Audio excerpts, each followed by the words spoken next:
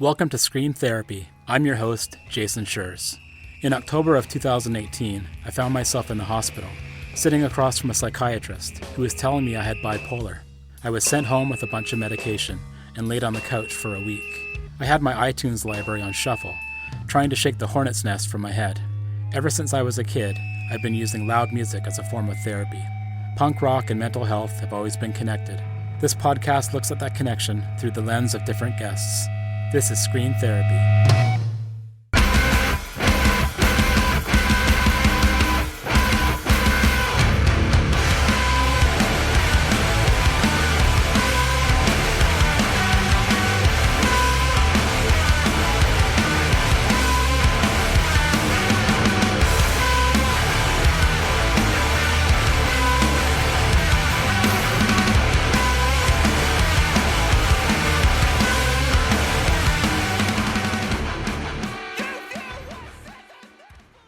On the Scream Therapy podcast, we talk about how punk rock is a positive force in people's lives.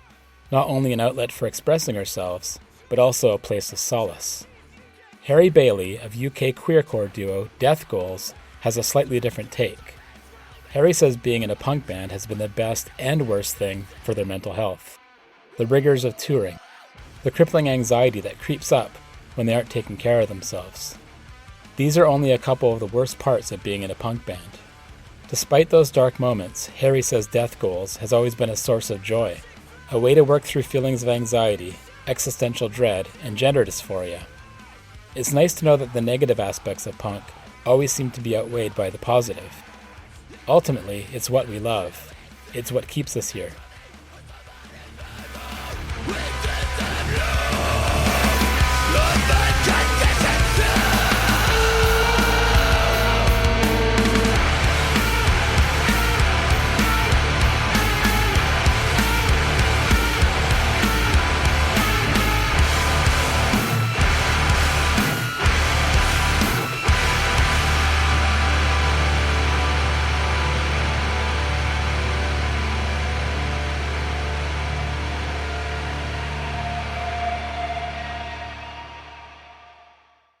I'm Harry Bailey. My pronouns are they, them. I play in the UK queercore duo Death Goals. I have done since 2017, which is coming up to quite a long time. A main focus of our writing has been mental health and our own mental health and the sort of ebbs and flows of that. We've sort of tied in our own queer identity within the last few albums, and that's become more prevalent, as has widening our scope to being less insular and more outwards looking and looking at global effects of mental health crises and the effects of like how genocide might affect your mental health and all of that, the ongoing slop that social media throws at you and the ongoing atrocities that are constantly portrayed and thrown at you. Death Goals has been the best and worst thing for my mental health. The ability to use it as a tool of expression and work through feelings of like grief when my grandparents died or just general social angst and worry has been like invaluable. Death Goals has also been the source of many of my worst meltdowns and insecurities getting the worst of me. I have a terrible case of imposter syndrome, constantly comparing myself to friends, especially on the release of our second album, which took me to a really dark place where now my relationship with that whole album, which is an album people really like, is quite skewed because I just spent so much of it panicked and worrying and diving into the worst parts of the internet, seeking out terrible reviews and people's worst opinions on us and really like sitting on that. So that's not a great thing. But I think Death Goals brings a lot of joy to people. It's brought a lot of joy to me, and that's our main focus. We want to be this beacon for joy in a world which is not very joyful. A lot of people that come on the podcast, I would say the majority of them talk about how punk rock is such a great tool of expression and that creative flow and really using it for therapy and for, also a place of solace and a place of growth. So to hear you saying that it's kind of the dichotomy between the best thing and the worst thing is fairly new to me. I can see that for sure in my own history with punk rock. It can be very self-defeatist, self-destructive. I would hope that you come out with more than gets taken. Oh, 100%. To hear you talk about those insecurities and even like searching out the reviews and stuff, how does that feel to be pushed and pulled like that with the band? It's not great. I did some like CBT therapy, and that was really helpful. I've always had a bit of it's what me and my mum call like up my Nate complex, because I watched the Foo Fighters documentary and Nate Mendel was like, "Well, I'm just Nate.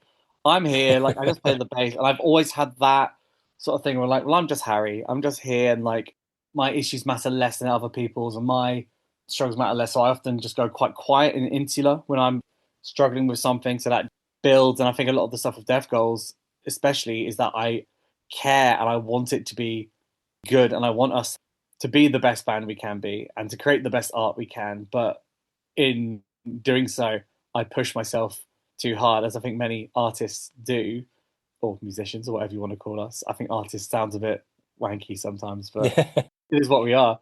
And that can have negative repercussions. And also, like touring, like just does the worst damage on a human being I've ever known. The tour we just did with Stormo, we did like a 3 week European tour, and it was amazing. But like, I'd say 80% of that tour was utterly miserable. And not for lack of like the people we were touring with, they were lovely. Like, it's just the grind of it, like it gets to you. I try not to drink on tour really, and like I don't really smoke or like have any of that stuff. You do end up being quite in your own head. Everyone's either asleep or whatever in the car or whatever, and you know, you're driving for 8 hours.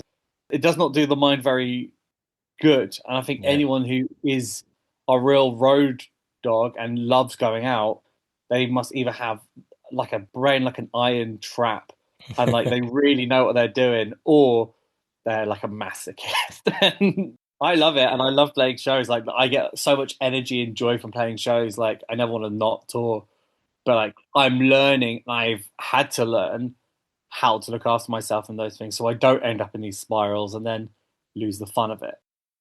I heard someone say touring is 24 hours a day work for 2 hours a day of fun. It genuinely is though. Like, my brother, whenever I go on tour and sort of like, "Oh, we went here, here, here." He's like, "Oh, cool. Did you see anywhere?" I'm like, "No. I saw an industrial estate of this place, and I saw like the parking lot of this place, and then we were in the venue, and then there was nowhere near around, so we stayed at the venue, which feels like you're like trapped because you don't know anywhere, you don't want to explore anywhere in case you get lost." It's been good practice touring as much as we have. I'm learning a lot more processes of like, cool, I am going to take like 10 minutes to go for a walk, or like I'm going to become less reliant on like people in that way of like, if I don't have someone around me to give me something to do, I feel a bit useless. Finding my own purpose, and like I've got into reading again because that just gives me like something to focus on that isn't music, or isn't just like, Yeah. oh, when do we sound check? When does this happen? Like, it's like, cool, I'm just gonna take myself off and read for a bit. That's been really good for my brain, I think. It is crazy. You see some bands like Hers Collective. This is so much fun. It's for the trannies, by the way. No one else. With a transformer, stand alive!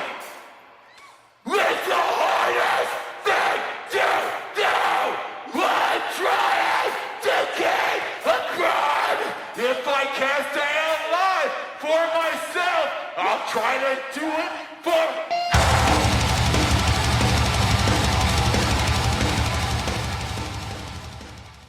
They talk like no band I've ever known. It was really interesting talking to Jenna about it, but like, how do you even just, I wouldn't even know how to go about that. Jenna was like, we just kind of do it now. It's kind of just our normals. That's just Yeah. terrifying. That's just like a whole other mindset. Getting back to what you're talking about with getting on stage and releasing those demons or whatever, Mm, I think people see bands that, are really giving it and, you've got tons of energy on stage, people are screaming mm, and they say, oh, that's really cool. But I think that a lot of people that are up there doing that, for me in the past, I'd gone up and it was scary. It was a mm. chance to kind of let out that stuff that you wouldn't necessarily want to let out in your daily life. And even just the screaming, that process of screaming inside your head is less about posturing and being cool and more about a chance to really work out these demons. Oh There's yeah, internal struggle there that we maybe don't see as an a audience. 100%. I don't really even scream with like a proper technique. I'm just yelling.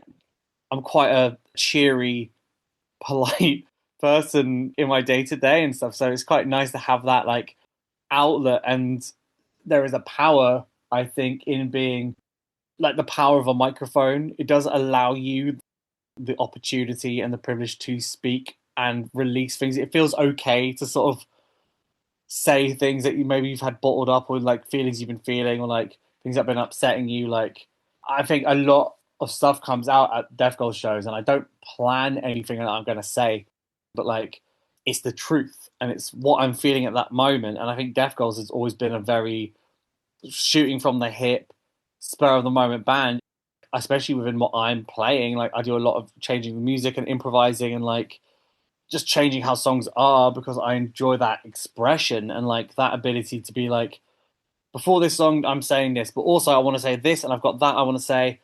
These are things that have been weighing on me and I feel like are important. So like, I mean, at recent shows I've been doing a lot of talking about like the UK hardcore scene and issues that are going on in that. Like, I think that's a really important thing for me to talk about at shows. I think the general politics of the UK currently, and it's sort of leading into fascism, very important for me to talk about. Like, queerness and our identity and how our shows are for people and safe spaces. Like, that is stuff that is integral to me to speak about and stuff that is in the back of my head. So I'm like, cool, I have a microphone.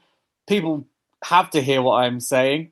It's amplified. They haven't got the choice. So I'm just going to talk. Yeah. And if they don't want to hear it, they can go outside for a bit. But for the most part, people don't tend to leave.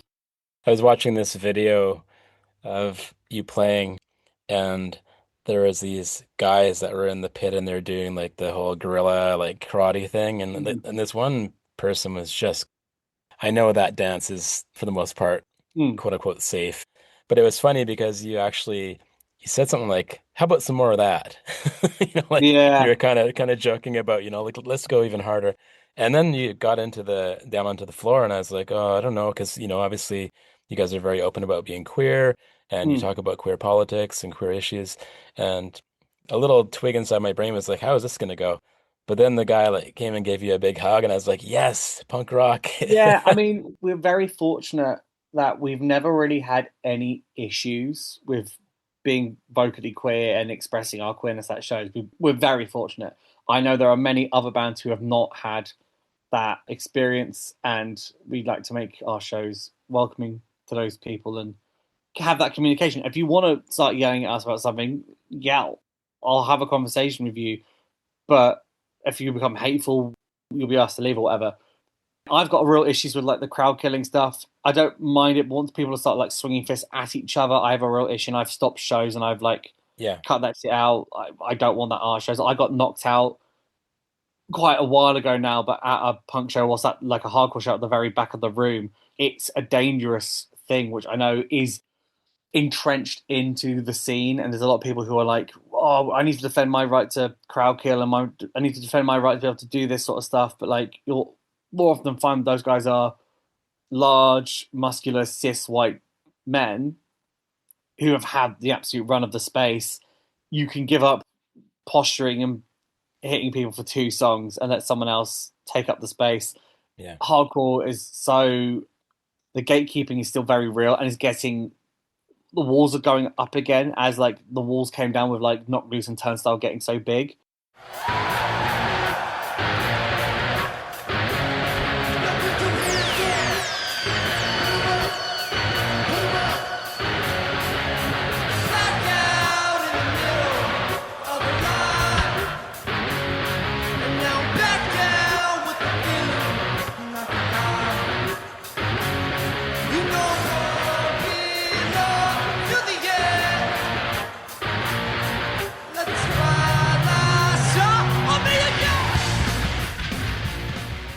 We had a massive influx of people, and now I think a lot of people within the hardcore scene are quite determined to sort of separate the wheat from the chaff, but I really don't believe in that. I think hardcore and punk and this should be for everyone. It isn't for someone, they'll leave of their own accord. But if you get them in, that's just more people enjoying this really cool music in this scene and joining in the politics. I think that's the most important thing. So have a spin kick, have a dance, like shake your ass, do whatever you want to do, but like do it safely. Be aware of your surroundings. That's like the main thing. Everyone is welcome at Deaf Girl show, and like we have some like trans women who go unbelievably hard at our shows. It's awesome. Joining in with the crowd has always been a massively important thing to me. Like, I love that interaction, making people feel like they're involved at a show. Like bands thinking they're too cool and being like, I'm on the stage, I'm not going to look or talk to the audience. Like, I love that. Making eye contact, like, I used to do musical theatre, so I think that's where that comes from. I want to be engaged with you. I want to see that you're enjoying that and like picking up on that stuff and like seeing someone falls down and like checking them like, you're all right. Like, it can reaffirm someone and make someone just feel much more welcome at that show. And I want that more than anything. It's nice to know that you've not had any horrible experiences because, you're right, I've heard about some bands who are openly queer, bands with trans people in Mm. them having a lot of issues with total ignorance from people at shows. Yeah. But how does it feel to know that that could happen at any time and you are being very vulnerable by putting yourself out there? It's me and George are very privileged. We are, for the most part, cis presenting, masculine, white people. We can hide our queerness if need be. If we truly felt unsafe, as like, so when we first toured Poland, I was like, I'm not going to do my usual makeup. I'm not going to wear my little shorts. I'm going to wear long sleeve and black jeans and try and look as like metal dude as possible.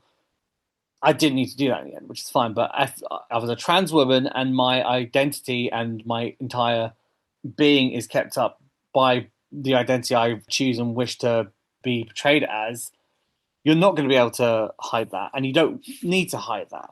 Same if you're a person of color, you can't hide that. And they are the people who are more at risk. So I can't really speak like, oh, I feel I'm in danger, because realistically, in the grand scheme of the world, I'm not. I can hide it so much better than other people in my friendships, in my scene, in on lineups that we are a part of.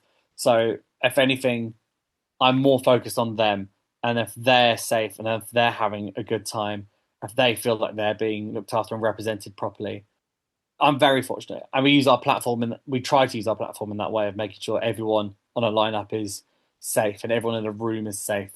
It's a thing in my head. Like we played in Bratislava, and that's right on the border of Hungary. And I was like, I don't know how that's going to go. And they were really accommodating and lovely. Like, even though the fascism and the right wing politics are massively on the rise and they're becoming far more vocal and they are becoming more clearly a part of our day to day life, as horrifying as that is, they are still currently, especially within the punk scene, in the minority. And I haven't had any run ins really. There was one run in our hometown of like a Nazi showed up and he very swiftly got sent on his way, which was great. And like, yeah, we're very fortunate. We've never had a run in, but yeah, it's in the back of your mind. But once again, I'm privileged in that way that I've got a lot of societal advantages that some haven't.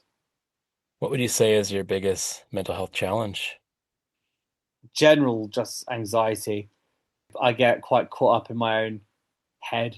My brother's just been diagnosed with ADHD. My mum's definitely got ADHD. I've got some form, some flavor of it going on there. So a lack of routine and a lack of organization tends to send me absolutely wild. And then I'm quite keen to sort of eradicate that. So I've got plans. I have lists that I use, and general just anxiety. I'm not very kind to myself. I'm getting better at that. Being kinder to myself when I don't need to be as cruel. Yeah, I'm right there with you with the ADHD and add bipolar to the mix, and these Ah, things can become perfect storms. But like you said, there's cognitive behavioral therapy, the mm. CBT. That really helped. Like that was the sort of thing I always sort of not wrote off, but I was like, once again, this is my sort of insecurity and my sort of inferiority thing of being like, my someone else needs that more than me. My problems are so minor. I don't really need that. But then like I did it for maybe like a month, and that it helped so much. Just giving me like systems in which to sort of counteract my brain sort of patterns and things that I would like latch onto, or like just like really stupid stuff. But like, it's not stupid. It is equally an issue that was causing me stress and distress. So I'm glad I did it. Like if you can get therapy, even if it's like even like a free therapy, like it really does help.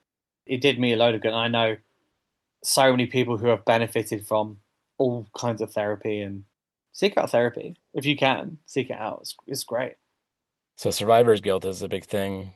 Mm, You hinted at that, and I feel like that a lot too. But the way that I feel also is that if I wasn't taking care of myself or I wasn't accessing, if there's always that other person out there that deserves it more than I, then what Mm. kind of effect would I have on the world? Because I would just be kind of, huddled in bed all day and I wouldn't actually be doing things like putting on shows, being in bands, Yeah, of that far-reaching course. effects of that. And also my like anxieties and things were affecting my relationship with like my partner, my bandmate and stuff. Like I was just like Gollum, like just whispering to myself constantly, being like, and I hate you, and everything's awful, and like you're an idiot, and no one ever loves you. Like it's so like it's just classic anxious spiraling and worrying and like whirlwind stuff. It's really helped. I might not be the most brilliant songwriter in the world, but I'm a really nice person and I'm a good friend, and like I'm really good at like talking to people at the merch stand, which George hates doing. So I can take that and I have that role, and like finding those things that I can do that I excel in and really taking pride in those things has become a massive thing for me of like, oh, you're not being like taking up space and being obnoxious because you're good at something. You are celebrating yourself. Little reminders that you're worth something. Survival is an act of defiance. It That's the is. title of the newest release. Yeah. The existence of queer people and the simple act of being alive and being permitted to be alive is not a privilege we are given. It is a privilege that is constantly being threatened. I just saw that apparently Trump's looking to reverse gay marriage, apparently. That's been put forward, which is once again just terrifying. There's a song on the EP which is about the sort of infighting of the queer community and like cis white gays sort of not wanting to fight for their trans siblings because they've done their fighting and stuff and being like, oh, well, we're fine. We've got our rights now. Like, they're coming for all of us. They're not just going for trans people or immigrants. They are coming for everyone. So be on your guard. Survival and our existence is an act of defiance in itself. We will always be here. We've always been here. There is no doubt about that in my mind. But as we exist, we have to defy everything and defy everyone. I believe most punks are very fearless people, and that comes with being open with Massively. mental health issues. And out of all the people that have been on this podcast, you're episode 120, Awesome. which is amazing. Congratulations. Thank you. Thanks for having me. But out of all those people, I think I've only had maybe a couple who have said, no, I don't want to do that. And that's obviously their choice. But, 118 out of 120 have been super open about it. And I think that comes back to punks being fearless and being absolutely wanting to put themselves out there, which I wish we could all do that in a certain extent. Absolutely. I couldn't agree more. Fearless is a really good term for it. Fearless in their politics, fearless in what they stand by and their beliefs. I think it's an amazing thing to be able to do. Something I've definitely taken on from being within a punk alt hardcore scene is that ability to be truly yourself and stick by what you know to be yourself and your truth, whether that being queer or straight edge or just being like, man, I just really love like thrash metal. And you're like, cool, that's awesome. Like that authenticity and that belief in yourself and your identity is gorgeous. I think that's one of the coolest things about this sort of scene and this sort of music is that the authenticity of it and the truth that people perform and inhabit. It's really clear when someone isn't that. I think that's one of me and George have gotten very good at spotting those people and being like, okay, that seems more like an act than that's quite a lot of posturing and like, cool, but what's really going on to them? The people who do like bear it all like are fascinating and gorgeous people. Even a worm can turn.